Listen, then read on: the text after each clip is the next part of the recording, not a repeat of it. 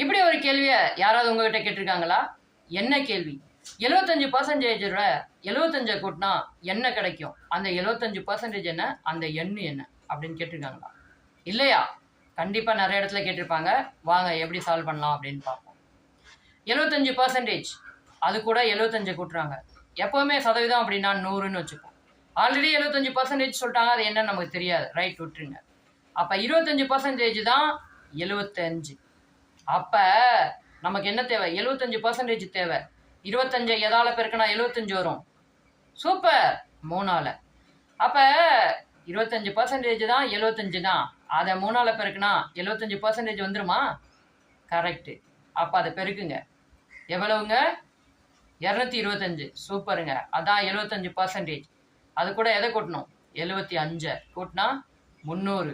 300ங்கிறது அந்த எண். அதோட 75% அப்படிங்கிறது 225. டப்புன்னு இப்படி முடிச்சு விட்டு போங்க. இதே மாதிரி வீடியோஸ் வேணும்னா நம்ம சேனலை சப்ஸ்கிரைப் பண்ணிக்கங்க. பாய்.